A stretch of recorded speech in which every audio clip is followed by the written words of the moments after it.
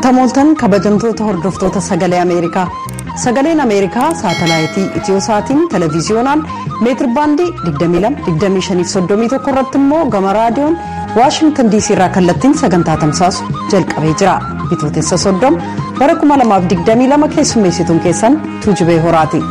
Sagantaa keenya har'aa keessatti gabaasaalee biyyaaf naannoo addunyaarraa nu dhaqqaban dhiyeessina.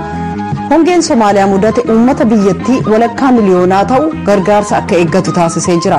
Gabaasaa Maqdishoorraa nu dhaqqabe. Dirree Dimookiraasii kan har'aa keessatti marii biyyoolessaa Itoophiyaa laachisuun keessummaa dubbisnee jirra. Oduu addunyaaf gara jaallaneettiin sin dabarsa.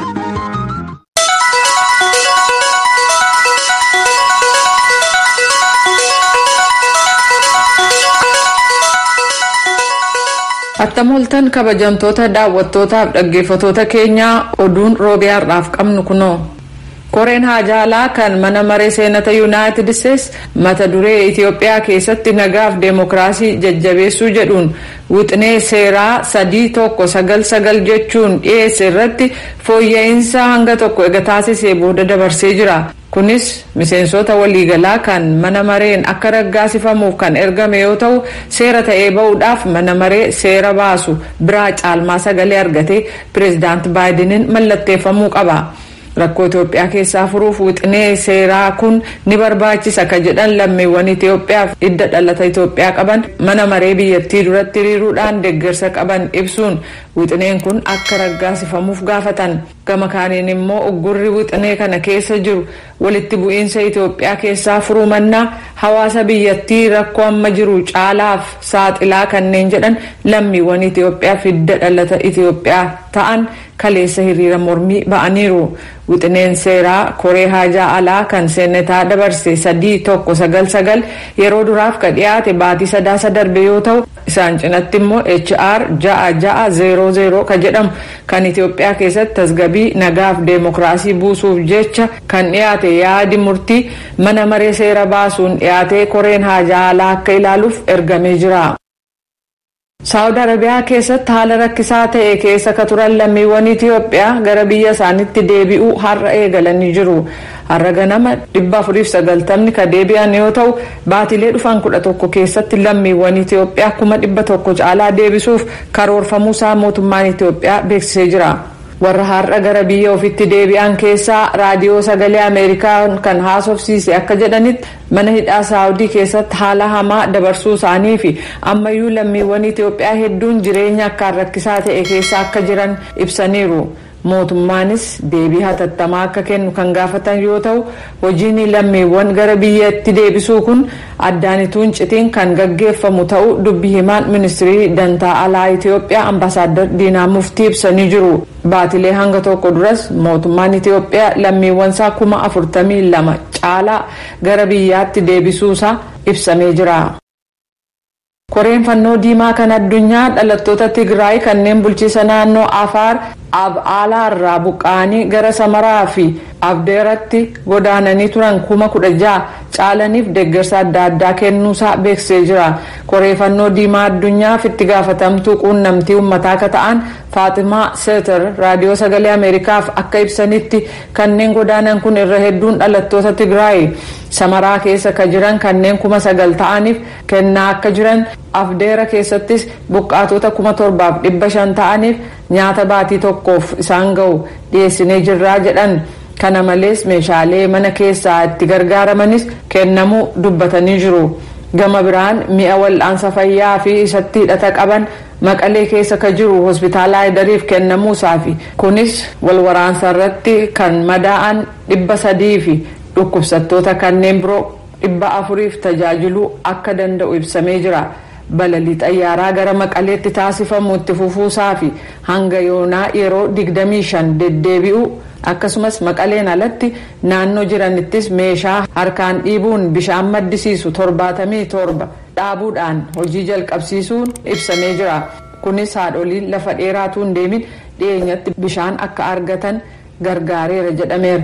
Bulchiisa naannoo Amaaraa keessattis meeshaa wal fakkaataan 49 dhaabuudhaan hojjetamaa ka jiru ta'uu kan ibsan Seeter keemikaalli bishaan qulqulleessus kennamuu dubbatan.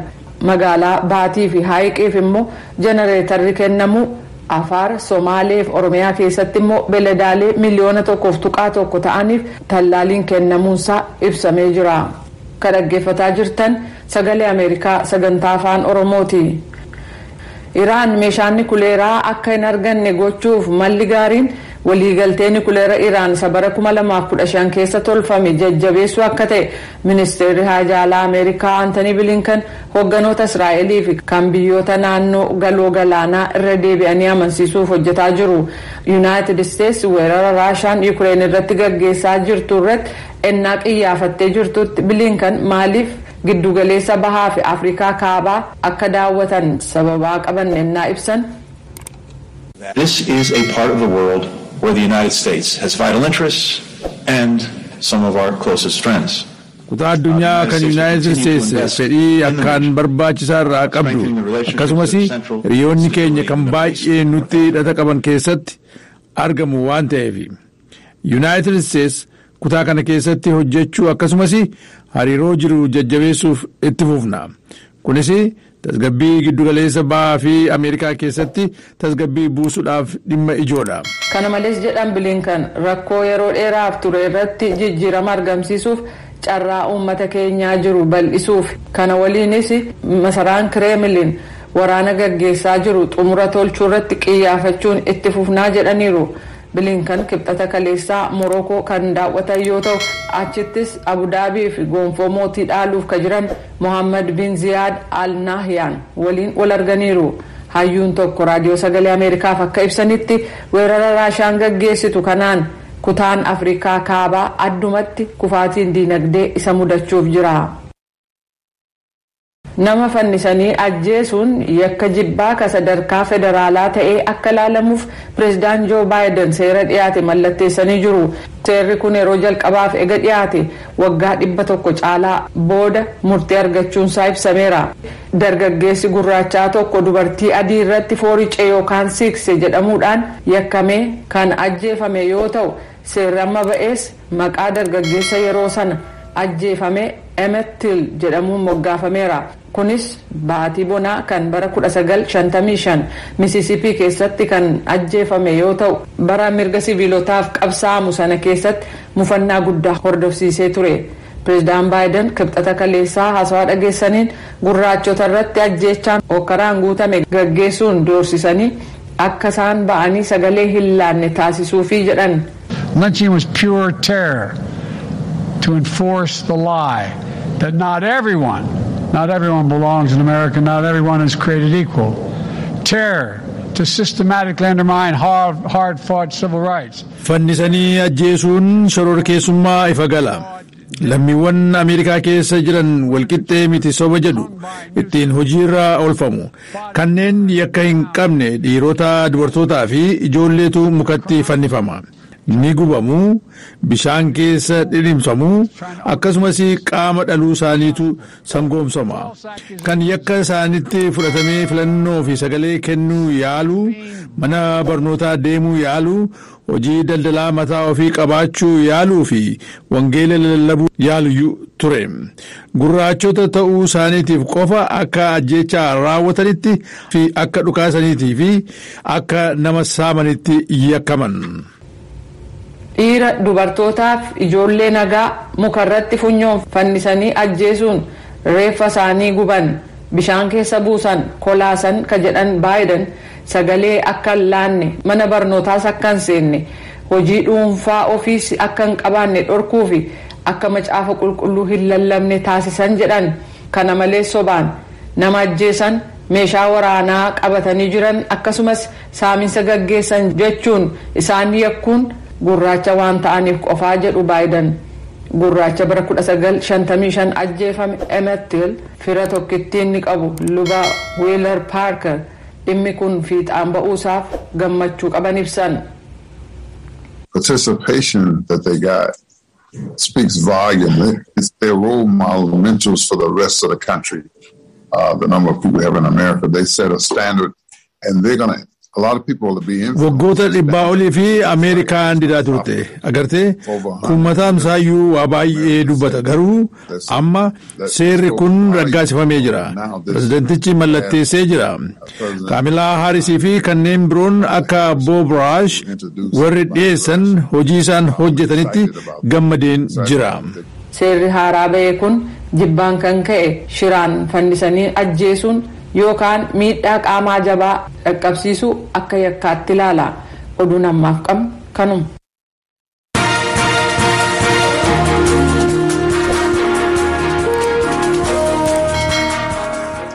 Kan hordofaa jirtan as Waashingtan DC irraa ka darbu sagalee Ameerikaa sagantaa afaan Oromooti.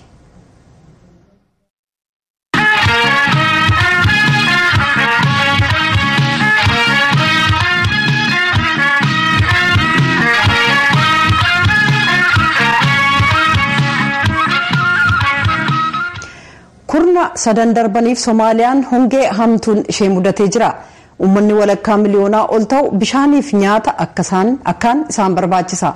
Tokkummaan mootummootaa akka jedhetti jalqaba ji'a kanaa kutaaleen biyyattii tokko tokko yeroo dhiyootti beelli isaan mudachuu danda'a. Ahmed Mahammadtu Maqdishoo irraa gabaasee kunooti. Naannoon gaanfa Afrikaa hongeen dhahamaa waan jiruuf beeladaalee du'an daa'imman qaamni isaanii dadhabeef gargaarsa walitti hin cinne gaafachuun Soomaaliyaaf waan baratame ta'ee jira. Tokkummaan mootummootaa gamasaan namoonni miliyoona 7.7 hedamu yookaan walakkaan uummatichaa waggaa kana beela hamaaf saaxilamaniiru jedha. Simoon Nyaabwengee Soomaaliyaatti daayirektara dhaabbata World Vision. The scale is very serious. I was in Dolo and the Juba River, which is a permanent river and a very hedduu yaaddeessaadha. Laga dhaabbataa ta'e Dooloo fi Jubaa keessan ture. Laga baay'ee guddaa biyyattii keessa isa guddaadha. Gogee jira. Kunis waggaa lamaaf roobni ga'an jiraachuu dhabusaatiin kan ka'e. Bara 2019 yabala aadaadhaan itti gargaaramaniin laga Jubaa ce'e guutuu ture. Haala kanaan gogee arguun rifaasisaadha. Uummanni dhugumatti dararamuu isaatiif mallattoodha.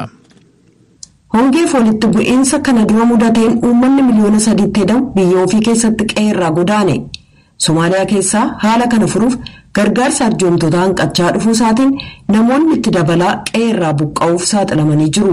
Now in terms of the actual numbers, when you look at last month and you look at this month, 3.2 people last month were in need of food. Ennaa laaltuu ji'a darbe uummata miliyoonii 3,200,000tu gargaarsa midhaan nyaataa kan hatattamaa isa barbaachisa ture. Amma garuu uummata miliyoonii 4,300,000 ji'a tokko keessatti uummata miliyoonii 1,100,000tu rakkoo wabii nyaataa keessa seene. Kanaaf haalli isaa hamma kana hamaa ta'uu mul'isa. Daangessu naannoo Geedoo keessaa hanqina nyaataaf bishaaniin namni du'uun gabaasamee jira. Aangawoonni naannoof dhaaboliin gargaarsaa rakkoo jiru hanqisuuf yaalaa jiran. Ibrahim Guleed Adan Komishinara Konyaa Elwaakiiti. waan xaqiijiyey anaa baala ka mid ah anaa xaqiijiyey in qof dad 5 qof ay gaaji Konyaa Elwaa keessaa namoonni 5 beelaaf dheebuun du'uu isaanii mirkaneeffadheen jira. Kanneen du'anis ijoollee 2 fi ga'eessota 3. Hanqina bishaaniitiin dhala namaaf beelada rakkoon ga'aa jira jedhan. Namoonni bishaan lagaa waraabbachuuf dugda harreef gaalaatti gargaaramu. Harreef gaaloon nama du'aniiru. Beeladaalee dhiisii namni waan nyaatu hin qabu.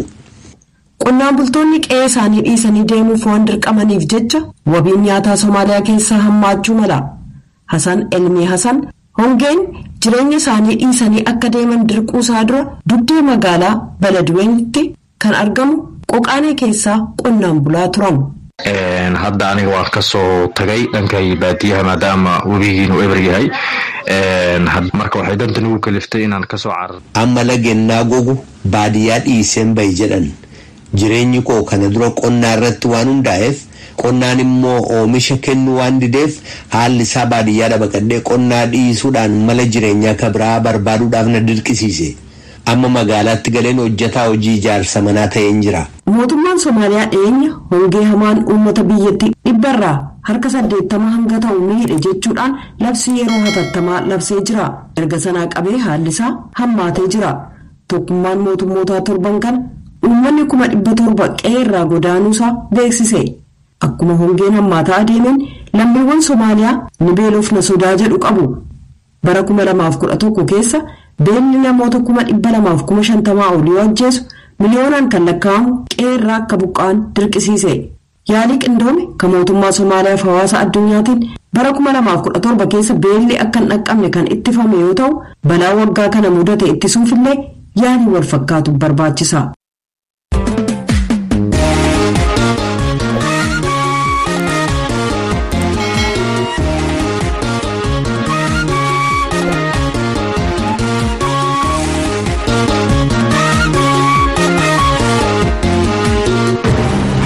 Qophiin fayyaa torbanitti kamisa dhiyeessinu dhukkuboota daddabroo sadarkaa naannoottis ta'e sadarkaa addunyaatti hawaasaalee miidhan kanneen akka COVID-19, HIV/AIDS, busaa fi dhukkuboota sombaa yookaan dhukkuboota biroo irratti ogeeyyii fayyaa dubbisna. Gabaasaalee bahaanis ni dhiyeessina. Sababaalee isaan ittiin nama qaban wal'aansa fayyaaf ofirraa ittisa isaanii kanneen akka jijjiirraa amalaa fi haala jireenyaa irratti illee ni mari'anna. Gaaffilee simbiraa dhufaniifis akka ogeeyyiin fayyaa deebii kennan taasifna. Kamisa kamis nu hordofuun dagatinaa.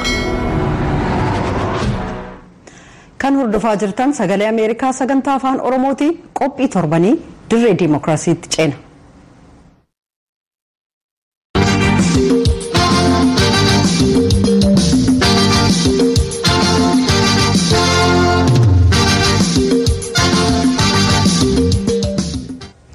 Qophiin dirree diimokiraasii har'aa waa'ee yaada marii biyyoolessaaf waa'ee yaada dhugaaf araaraa irratti marii taasifame.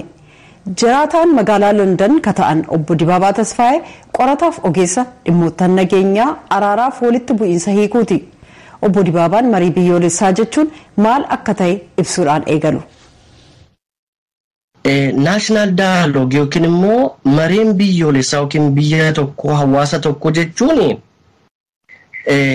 rakkina jiru irratti mari'atanii daayaloog jechuun maree jechuudha. To converse with one another. Namoonni hawaasni biyyi marii mari'ata jechuudha. Marii mari'achuun kun waa lama of keessaa qaba. Waa lamaaf tokko dhiphaadha. Naaroo jedhamee lafa kaa'ama. Naaroo objective jechuun dhiphaadha. Waan dhiphaadha. Waan dhiphaan kun waa tokko lamarratti xiyyeeffachuu mala. Yookiin konstitushiniitu heera biyya tokkootu rakkina qaba maqaa ta'uuf hudhaa maqaa qabuuf isa sana hiikkannasa jedhu isa kanarratti mareen kun walii galamee isa kana fooyyeffannaa jedhamee naaroo yookiin immoo dhiphaadha kun objektiiviinsaa galmisaa yookiin immoo security arrangement wanta gaafa namni wal badiisi baay'een ka'u tokko lolisa kana dhaabanii yeroodhaaf waa godhachuudhaaf naaroo. Inni lammaffaan broad objective jedhama. Broad objective jechuun bu'uurumaan siyaasa biyya sana keessa jiru jijjiiramuu fundamental political change jedhama. Bu'uurumaa dubbiinuma jiru kanas waggaa 100 ta'uu 10 50 300 ta'uu isa kana furanna jedhee broadly kutatanii ka'uu jechuudha. Truth and reconciliationiin rakkinatu biyya tokko keessatti dhalatee namni wal nyaatee wal fixeeroo baay'eedha waan baay'ee wal godhee namoonni stakeholder achi keessatti qooda fudhatan dhufanii confess yookiin immoo dhufanii himatanii amananii dhugaa kana wal godhatanii dhiifama walii godhanii wal amantaa irratti waan uumame dhugaa irratti waan uumame kanaaf truth and reconciliation dhugaa jiru etuu nambisiin himatanii madaa jiru eelaa jiru kana furmaatatti furachuu jechuudha. Naashinaal daayiloogiin garuu gara sanatti si geessa. Yaanni amma mootummaan Itoophiyaa dhiyeesse kuni inni marii biyyoolessaa jedhee mootummaan Itoophiyaa dhiyeessee itti deemaa jiru kuni akkuma isin dubbanne komishinii dhaabeera itti deemaa jirra jedhee itti galli isaa immoo nageenya biyya sana keessa fidanii buusanii guddina biyya sanaa mirkaneessuudhaa jedha. Akka yaada mootummaa kanaatti hin milkaa'a jettanii yaaddu yoo hin milkaa'a ta'e akkamitti yommuu milkaa'uu hin danda'u ta'e maaliif?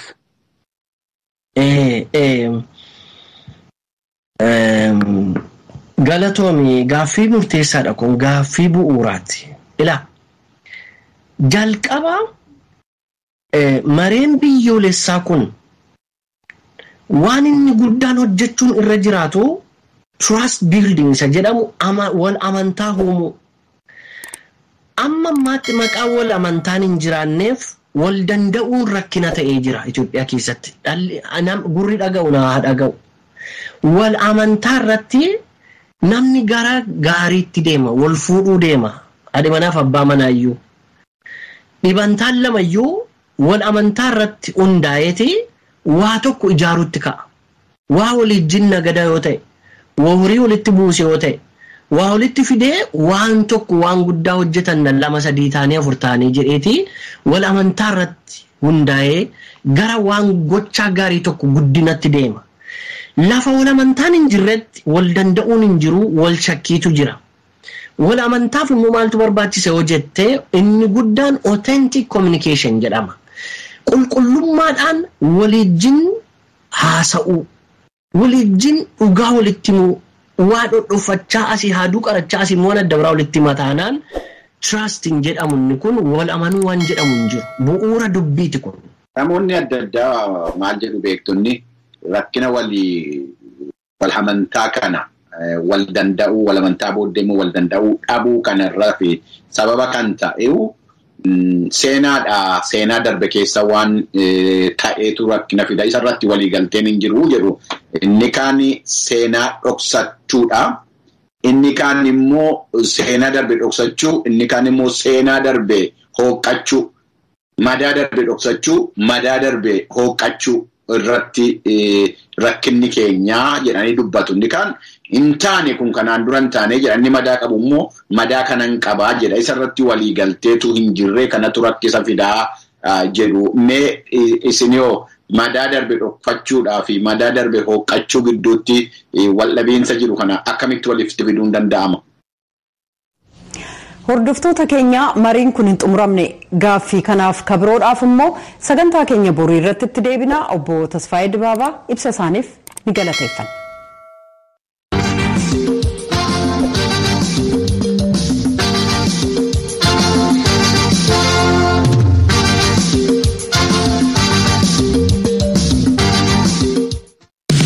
Qophii labataa. Qophiin labataa dhimmoota dargaggoota warra foollee raaba akkasumas labata laalatan xiyyeeffachuudhaan qindaa'ee isinii dhiyaata. Barumsa, hawaasummaa, siyaasa, diinagdee, aartii, fayyaa mata dureen hin tuqamne hin jiraatu. Qophiin labataa yaada keessan dhaggeeffattoota illee of keessa qabaata akka hirmaattan sin affeera. Jimaata qophii labataa biyya afaan Oromoo irratti. Kan hordofaa jirtan sagalee Ameerikaa sagantaa afaan Oromooti.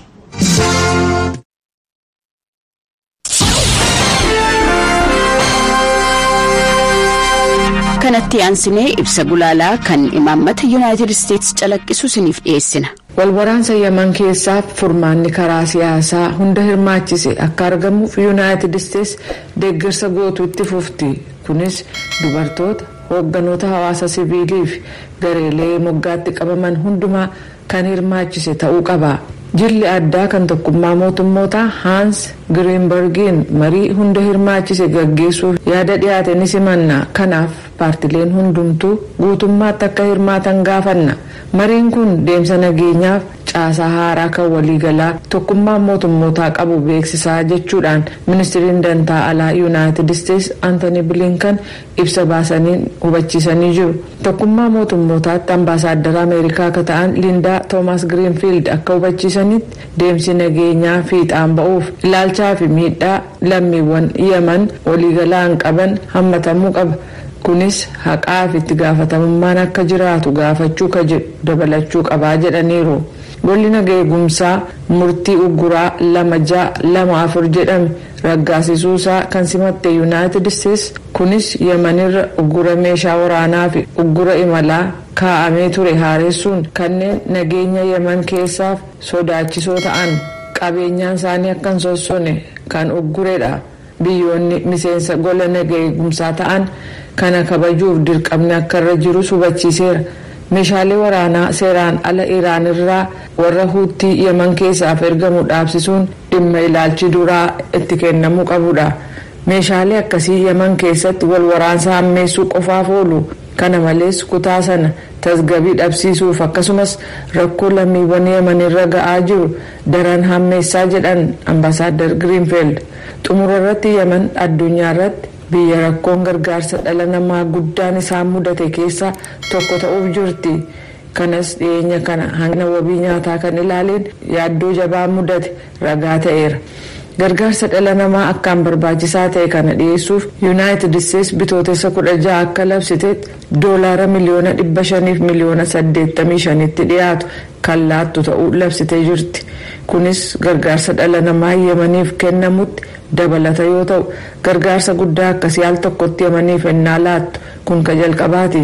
Rakkoo Yemen keessaa waggaa 7 dura ega jalqabee as isa ammaa kana dabalatee maallaqni yuunaayitid isteetsi Yemeniif laatte $4 biliyoona 4.5 ga'eera.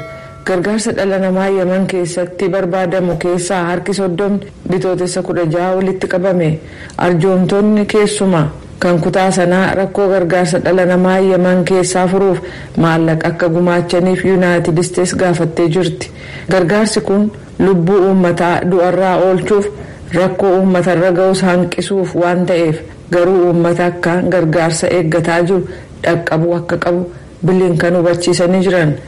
Gargaarsa waliin ga'uuf sochii ta'uu keessatti akkasumas gargaarsi namoota karoorfameef akka dhaqqabu gochuun akka danda'amuuf paartileen Yemen keessaa hundumtuu hojii kana gidduu seenuu dhaabuu qabu. Gargaarsi dhala namaa kennamuu qofti hundee rakkoo kanaa furuu hin danda'u. Paartileen walitti bu'iinsa Yemen keessaa harka qaban hundumtuu uummata Yemeniif jecha furmaata gama siyaasaa hunda hirmaachisee fi umrii dheeratu argamsiisuu qabu jechuudhaan gulaalaan irraa yaada isaa xumuree jira.